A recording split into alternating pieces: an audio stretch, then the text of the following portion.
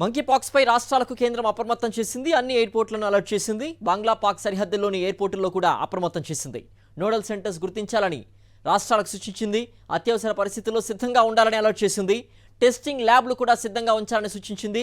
దేశంలో ఇప్పటికే 32 ల్యాబ్లు ఉన్నట్లు పేర్కొంది. మంకీపాక్స్ పై రాష్ట్రాలకు కేంద్రం అప్రమత్తం చేసింది. అన్ని ఎయిర్పోర్ట్లను అలర్ట్ చేసింది. బంగ్లా పాక్ సరిహద్దుల్లోని ఎయిర్పోర్టుల్లో కూడా అప్రమత్తం చేసింది.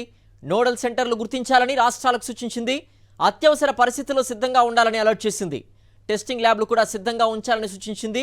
దేశంలో ఇప్పటికే 32 ల్యాబ్లు ఉన్నట్లు పేర్కొంది.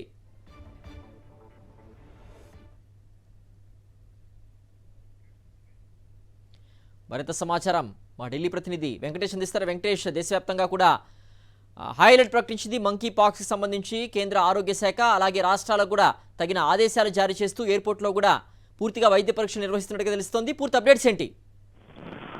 మంకీపాక్స్ పై కేంద్ర ఆరోగ్య శాఖ అప్రమత్తమైంది. ఈ అంశం పైన ప్రధానమంత్రి నరేంద్ర మోడీ స్వయంగా పర్యవేక్షిస్తున్నారు.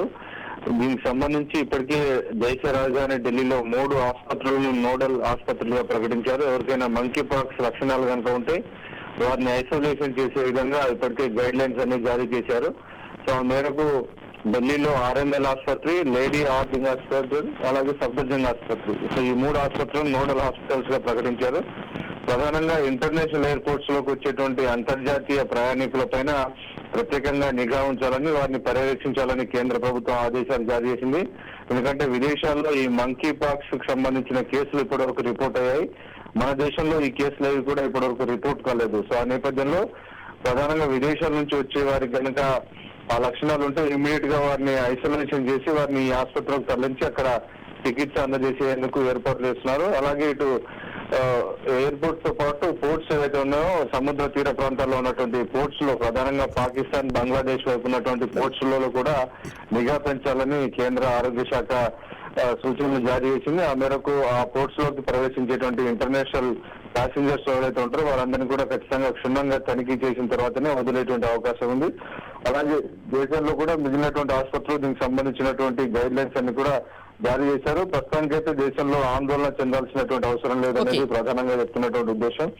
కేవలం విదేశాల్లోనే మాత్రం ఈ కేసుల సంఖ్య ఎక్కువగా కనిపిస్తుంది.